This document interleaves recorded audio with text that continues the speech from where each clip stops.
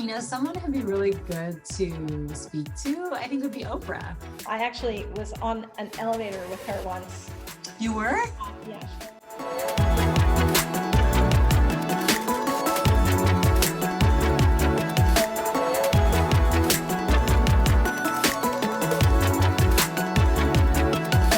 All right. Thank you all so much for joining us this evening for Focus Through the Generations.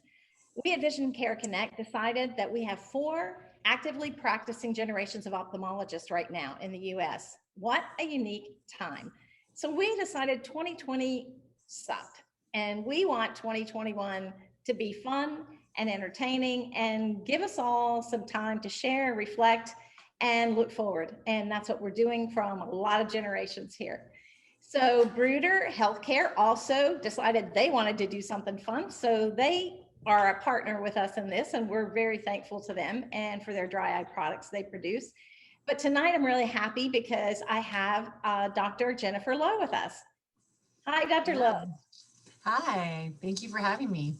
It's wonderful to have you. I'm so glad. And I have to send Cynthia every time she's sending me these people. She's getting a lot of personal notes from me right now, Dr. Good. Well, I just want to give you a moment to introduce yourself and tell the audience a little bit about you. Thank you. Well, my name is Jennifer Loh, and I'm an ophthalmologist with a focus on cataract, refractive surgery, and dry eye. I grew up sort of all over the place in the country, originally born in Canada, actually. And then my parents and we immigrated to the United States when I was just 2 years old. Subsequently, we lived in Michigan, Texas, and finally settled in Indiana, near Indianapolis specifically, where I finished high school, did my undergrad at Butler University, and then proceeded to go to medical school at Indiana University Med School. Internship and residency were all done at IU as well. So I had a really good Midwestern upbringing. But after training, I decided I wanted to spread my wings and try a new location. So I ended up moving to Fort Lauderdale, Florida, where I joined my first practice as an employed physician. And for about 5 years, worked in several different practices, learned a lot. I had a lot of fun in the sun, as they say. And then afterwards in 2016, I decided it was time to start my own practice, which is what I've been working on ever since then. I also enjoy traveling with my husband, skiing. Recently, my husband and I obviously weren't married at the time, but my future husband, we got married and had a baby, and now we have a beautiful two-year-old who runs around and keeps us on our toes on top of all the fun ophthalmology that we do. So that's pretty much it in a nutshell. That's awesome. And what services do you do in your ophthalmic practice? What are your specialties?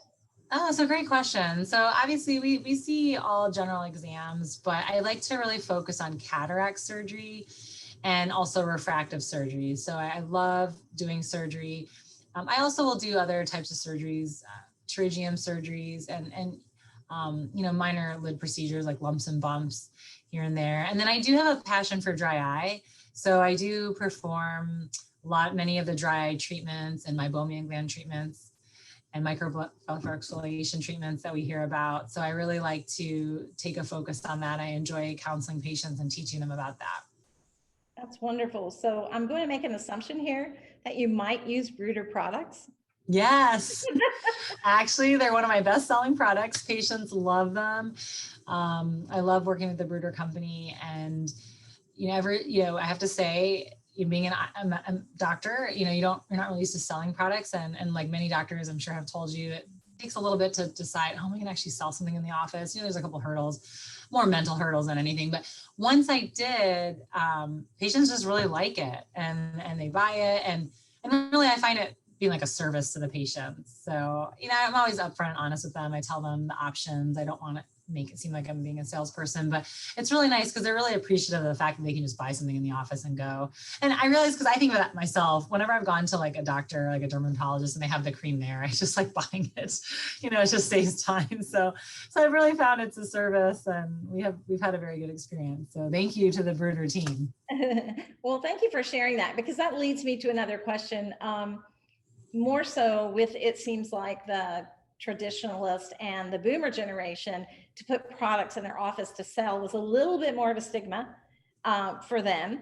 But I'm noticing with the millennials and the Gen X that because, as you said, you go to your doctors and they have the products there. So it's such a convenience. And we all, especially now, love one-stop shopping anywhere so that we don't have to stop several places. So I applaud you for doing that. And I know for me, I've done consulting for a number of years, and I've always encouraged practices to do that because from a patient perspective, you are doing them a service, a great service. And selling comes natural to us. We have all different services and practices that we sell. So why should something being in a bottle rather than a surgical procedure or a treatment be any different? It's going to benefit the patient, and that's why we're doing it. So Right. that's how I try to look at it. So I'm really happy that you're doing that in your practice and that it's something that you chose to do. I know your patients are happy Thank about you. that as well. No, they really are. I really get a lot. They really get a lot of joy out of it. More than Yes, the exam, probably. very nice thing to do. Well, I'm going to start off with a really fun question. Okay. When you were 12, what did you want to be when you grew up? That's a good question. I had always had medicine in the back of my mind, did not think about ophthalmology in particular, but I always had an idea that I wanted to be a doctor. My father is a physician as well. So of course that's where I got that idea from. So I was really interested in it, but I did have other ideas. I also had dreams of maybe becoming a famous author. I don't know why, but I liked reading. So I just had this idea that maybe I'd write a lot of books. So that was the other plan around age 12. So when did that decision for you become a reality that you're going to be a doctor and then an ophthalmologist? Yes. So, just going through school, I definitely like any doctor was always a classic overachiever, really good at school, really type A with my grades. And, as I kept doing well in school, it seemed like it was going to be more of a reality. And when I was, picking colleges, I said, well, I'm going to pick a good college that maybe would give me a good chance of getting into medical school. And then, I picked a line of study. I decided to do chemistry as a major because, I was interested in the subject and I thought it'd be a good road to possibly going into medical school by doing a science degree. So yeah, and as I kept succeeding and doing well, I felt like it was a reality or a potential. And, of course, I did things like shadowing doctors and volunteering and then trying to learn different things, volunteering in the hospitals in the summer, doing different things like that to solidify my decision. But yeah, I just kept going. And then I took the MCATs. And when I did well enough on the MCATs, I decided, let me go for it. Let me apply to medical school. And then it happened. It became a reality.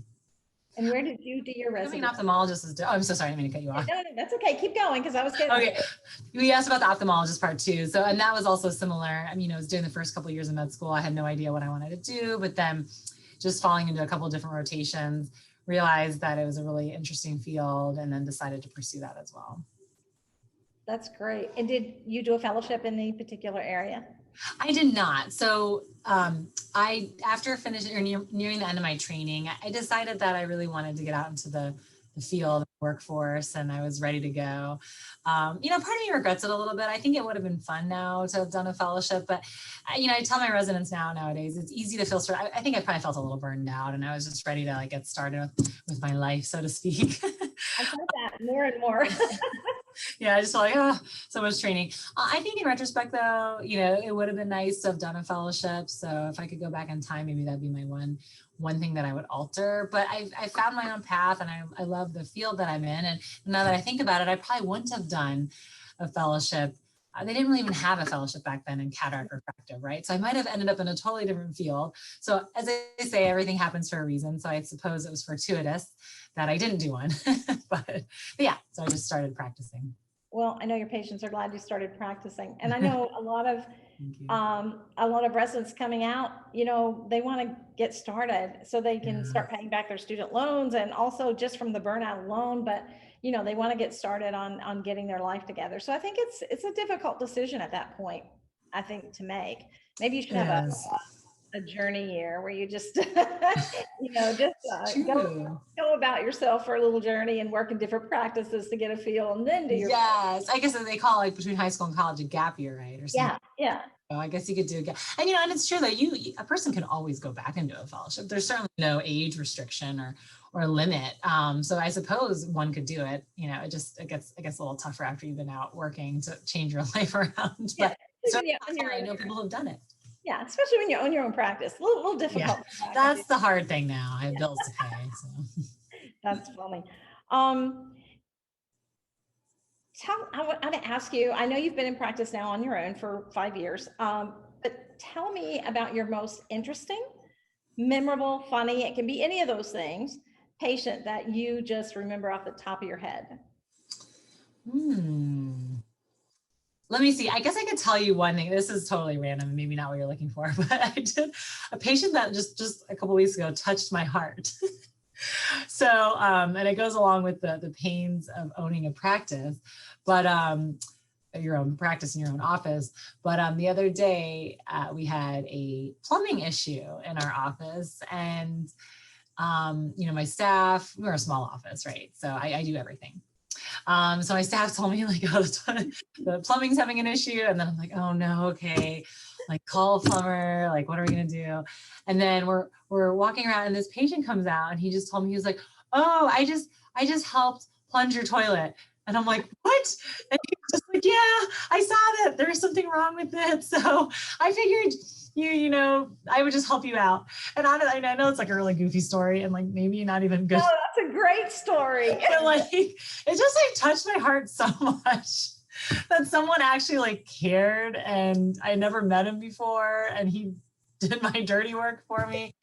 So I guess that's been like on my mind the last couple of weeks, and I share that story. We laugh about it again. I don't know if it's the best topic to put on air, but it really was definitely something I laugh about, and I felt really touched by him. And it showed to me in the moment like human kindness. Like he had no reason he had to do that, and he could have complained about the problem, but instead he actually took initiative, and out of the kindness of his heart did something to help me. So he's an example of what we all need to try harder to be right there. That's a great yes. I was like, wow. I'm like, I think he was probably the nicest thing a patient's ever done for me. It really was. I love that story. So I'll try and think of other like more patient medical issues.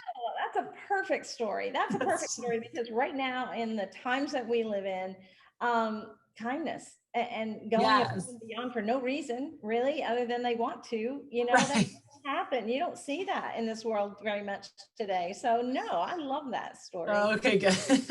Well, let me ask you a question. If you, who was your first surgery patient? Do you remember your first surgery patient? In residency, you mean?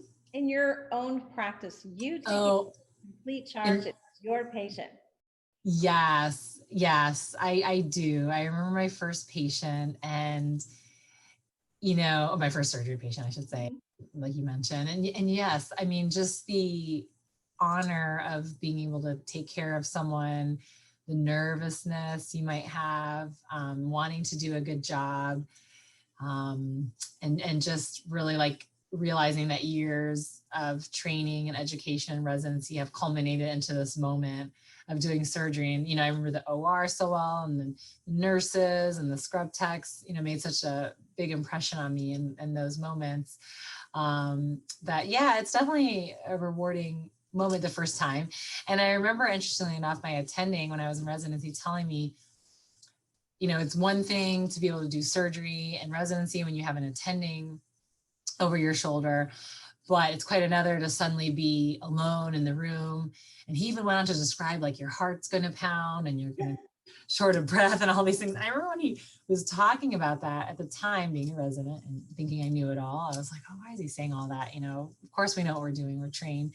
But I remember I always thought of him in that moment and realized he was right. I mean, it's just such a weight on your shoulders the very first time when you realize you're truly alone. In fact, even my very first day in clinic on my own, of course I was working for another physician, so I wasn't completely on my own, but I wasn't actually in resident. I didn't have to technically staff a patient with anyone, but I remember almost having this moment of like, oh my goodness, I'm really alone. Like I need to tell someone. So it's definitely awe-inspiring, I suppose. Well, the good thing about this industry is there are shout outs allowed. So if we run into Yes. something, we have great colleagues that we can shout out to. Um, Yes, we are lucky. yeah, as large as this industry is, it's so tiny. When Yes. you talk about people and the amazing amount of people that you know. Um, the ladies here tonight were saying, well, do you know Dr. Loh? And I said, I know of Dr. Loh. I've met her once. I said, Mhm. but I do feel like I know Dr. Loh because you just know everybody in this industry. It's Yes. that kind of, I love that because I've met so many great people and there's still a lot more for me to meet that I'm anxious to meet. But there's always a shout out, always got Yes. somebody there that's got your back or can give you a hand. Never not too many of that. So, well, I how agree. has COVID changed your practice this last year and even now? And should we ever get past COVID, how are you doing now that you'll carry forward post COVID? So yes, like everyone, those first few weeks or months of COVID, of course, were a big shock. It required almost shutting down the practice. I mean, we did stay open a couple hours a day to see the lingering post-op patients that we had. And of course, for emergencies, I felt like it was, to me, a duty to help people if they, instead of having them go to the ER because their eye hurt. I thought if I could just help them. Of course, we were wearing masks, and it was very scary. But yes, it was a huge change from being busy, seeing lots of patients a day to seeing maybe one patient a day as an emergency. So it was pretty scary, and it was scary. Felt like I had a big burden on my shoulders because I had staff members to pay, and I didn't want to let them down or my patients down, and all of us felt this way. So I know I'm just saying what everyone else felt, but yeah, so it definitely changed things. I would say though, luckily several months after, we really were able to pick back up. The patients started coming back in. We were of course wearing masks, sanitizing everything, reducing patient volume, changing our practice flow. So that helped. And we actually saw a very good uptick in numbers of surgery patients came back.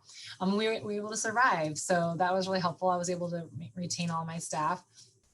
Of course, I think the thing that we would probably keep doing, and that I would like to keep myself, is I think that when I'm actually examining patients, I'm still going to wear a mask from now on. Because I would say, when I'm close to the slit lamp and you're 2 inches from their face, because I would say, and many people have commented on this, I know I'm not alone, but the number of illnesses in our office have dramatically dropped since we started wearing masks. So I think for my own health and patients' health, even going forward, I think when I put that patient in the slit lamp and I go up to see them, I think I may pop on a mask. It's become more socially acceptable. And now that I'm seeing how much benefit it really is, why not? Like, why should I get the common cold or give a patient the common cold or catch the flu? So I think that may be one thing. I'm obviously hoping that life will go back to normal in every other respect, but I think maybe wearing the masks. In fact, I have heard that quite a bit, and I think it's not a bad habit for us to keep. I think it's actually a very smart one. Mhm. I do like the fact that we're all more cognizant of cleaning the nooks and Mhm. crannies, especially the chair arms and Yes. I mean, those are things that we used to just really take for granted. I mean, I I know, know. you know, and we always clean the spaces that we knew, the face or the eyes or whatever was going to touch. Right. Now we've become really aware of how germs travel.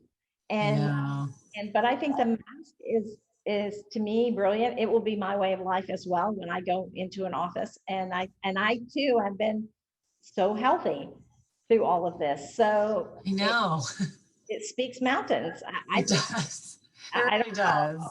A lot of people are looking at this a little differently, but to me, it speaks mountains. So It really, really does. Yeah, I definitely think about everything differently now.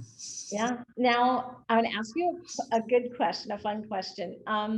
If you could have lunch with anybody, alive, dead, or fictional, who would that be and why?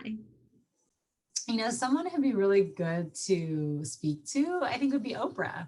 We were just speaking about her a minute ago. And since we're in the interview mind frame, she would be amazing. She's spoken and met so many people. So I think that having lunch with her would be amazing, because you could, if you really had time to actually talk to her, and she'd be open and frank, I feel like she could just give so many words of wisdom and pearls about people. And I don't know, I think she's such an amazing person and personality, and she's done so much with her life that I would love to be able to find out how she did it.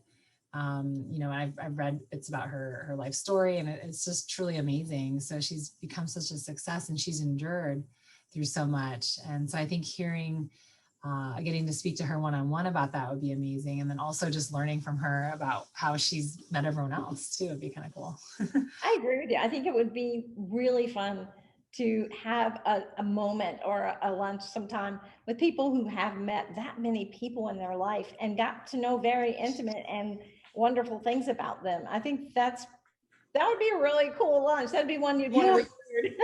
No, exactly. And also because we've seen her so much, or at least I have, like on TV, you feel like you know her a little bit. So maybe we don't really know her, but like in my mind, I feel like I know her. So it'd almost be like seeing someone you think who's a friend.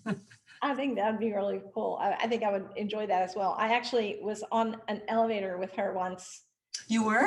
Yeah, she used to live in the same building as Dr. Bonus Kraft lives in Chicago. I'm not sure she's still there or not, but I was doing some work with him, and it was like 5 a.m, and I got the elevator opened, and it was during her really, really thin years. And there stood Oprah and Stedman and the 2 dogs. And I was just standing there because I'm like, do I get on the elevator? Is this Oprah's elevator? Is it everybody's elevator? I don't know what to do. And right, like, are you breaking some law? Are you going to get on? And I was like, oh, yeah. Oh my gosh, she said it just like that, like normally, like. Yeah.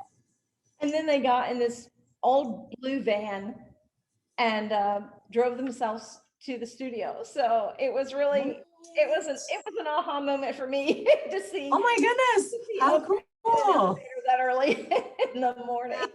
Oh, see, she gets up really early. That must be one. Yeah, and she looked great without anything. I'm like, wow, I would love to do that. But it was a fun moment. But she was pretty real, girl, you got to get on. I'm like, yeah. I know, I'd be scared too. I'd be like, am I allowed? Is this some rule or violation? Like, it was crazy, but it was many, many, many years ago, but it was really a fun event for me anyway. That's a good story. That's definitely she even spoke to you. So it's not that's a good party story. If you're out, with people, it's good to have in your pocket, That is. Well, you almost had lunch with her then. Count that as a lunch. I'm just going to ask you one more question and then I'll let you go. How have you seen technology in the field of ophthalmology change since you began? And where do you see that going in 10 to 15 years from now? Well, yeah, those good questions. I think about that all the time, actually, how I didn't finish residency that long ago, actually 10 years to be exact, which is also crazy in itself, but it's 10 years and already I've seen so much technology change. I've learned to do procedures, many new procedures.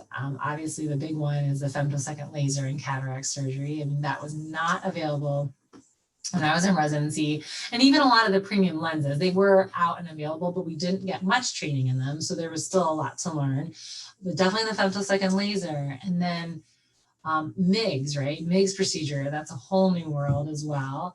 And also, different techniques, the MyLoop technique, which is used to help dissect the cataract more in a super dense cataract. Even something beautifully simple as that is a new technology, and new types of eye drops and possible, injectable medicines into the eye. That's a big one too. So even whether it's surgical technology or postoperative care technology, also there's lots of new dry eye treatment that's come out. I don't believe that like something like BluffX was out when I was in residency. So even all of these dry eye treatments have developed. So it's a constant change and you have to keep up with it, which is good. But yeah, it is amazing how in 10 years I've had to learn so much, and I do try and impart that with my residents. They always, of course, want to learn everything before they leave, but I tell them, even if you learn everything you think you're learning, it's still not enough. So get ready. And how do I see things changing? Well, I see that I think a big thing is we're getting better and better premium lenses. We're able to get people better uncorrected vision. It's becoming simpler. It's more effective. I think that's been a huge benefit. And I think that we're also probably going to move towards better drug therapies. I'm really hoping that we can get more drug therapies, especially in the glaucoma arena, whether it be MIGS or implantable devices, in order to monitor and treat glaucoma. I really hope that will be the next path into the future, because I feel like I'm not a glaucoma specialist, of course, but I do think that it's really an underdeveloped area in some ways, that I think there's a potential for so many better treatments and for our understanding the disease. So I look forward to that, because I still feel like it can be a frustrating disease to treat, and I wish I had better answers for patients. So I'm hoping that'll be another venture, but also just getting patients better vision and with our technologies, I think is exciting. That's a great answer. And glaucoma is something that's so scary and sometimes uncontrollable no matter what you do. Yes. There's no rhythm to it as to why things happen sometimes. And the compliance in glaucoma with patients is not good. We all know that. And so getting something for that would be really, really great. And I know they're working hard on that. MIGS is Yes. a huge improvement. Yes, I know for that's sure. working hard, but I love that you're looking into that area, because I think it's a much needed area. I do. I agree. Well, I've enjoyed following you and Dr. Tratler and your son on Facebook, and watching all the great pictures of you as a family. You're really Thank you. wonderful. I appreciate it so much. And Thank you thank so you much. for doing this with us this evening. And we will let you know when this airs, and we'll send you out, your packet of information. And we just look forward to it. And again, your time is so valuable, and we appreciate you sharing it with us. Of course. Thank you so much for having me on your program. I really, really am honored and appreciative.